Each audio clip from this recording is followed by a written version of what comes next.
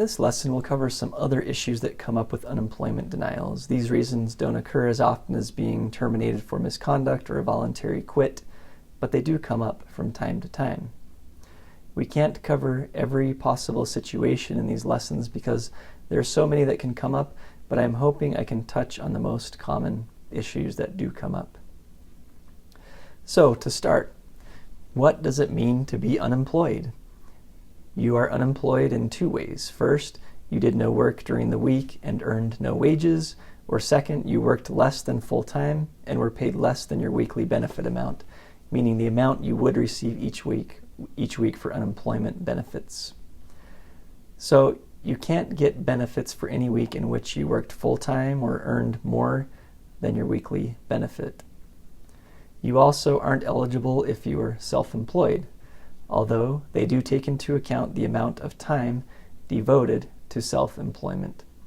Finally, you aren't eligible if you are receiving paid vacation or are on a leave of absence, but keep in mind that the leave of absence has to be mutually agreed. So if the employer forces you to go on leave, then you should be eligible. A related question is this: what counts as wages when determining how much you make each week? Basically, any money you receive as part of your employment counts as wages, such as commissions, tips, or 401k proceeds. Lodging and meals can also count as wages if provided as compensation. A common issue that comes up is when a claimant receives pay after being terminated. For example, if you're paid a severance amount, then you won't be able to receive unemployment benefits for the equivalent number of weeks of severance that you received. So let's say you made $1,500 a week and are given a severance of $3,000. You won't be eligible for 2 weeks following your termination. The same is true if you receive wages in lieu of notice, meaning your employer terminates you without notice and gives you some pay to help you get through to the next job. Another common issue happens when it's unclear whether a separation should be considered a resignation or a termination. This comes up quite often. In these cases, the referee will need to look at the evidence from both sides and decide what happened. This decision is important because it determines whether your case is viewed as a termination or voluntary quit and who has the burden of proving their case. Make sure you submit any evidence you have to support what you believe happened in regard to your separation. Also, know that the Nevada Supreme Court has said that if you resigned before you could be terminated, then it usually will be considered quitting without good cause.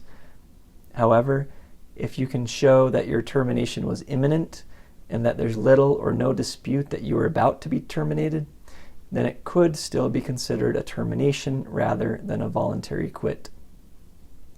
On another topic, you have to be able to work, available to work, and looking for employment, and you aren't eligible if you refuse suitable work. What does suitable mean? Work is suitable if it's work you customarily do and it pays at least the average wage for that type of work. You need to accept any work that would be reasonable for you to accept. So, for example, even if you were paid above the average wage in your industry, you're expected to accept work that pays the average or more. And the longer you're unemployed, the more they may expect you to reduce your standards as you search for work. You can be eligible for benefits even if you refuse work if you can show you refused work that isn't related at all to your experience, or if the pay or other conditions are well below the average in that industry, or possibly for other difficulties like the commute being exceptionally long. They will also consider any risk to your health and safety. As with many questions, it will depend on the specifics of the job offer and your work history. Again, the idea is that the state wants you to be working rather than receiving unemployment benefits, if at all possible. One final issue that comes up sometimes is when the state accuses you of fraud. Remember that in everything you do with unemployment, you should do your very best to provide true and accurate information.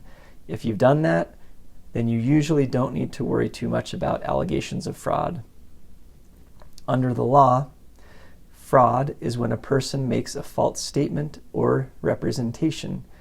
knowing it to be false, or knowingly failing to disclose a material fact in order to obtain or increase benefits. So you can't make a false statement or withhold information that the state requests. If you make a mistake and didn't knowingly make a false statement, then you'll need to clear that up at the appeal hearing.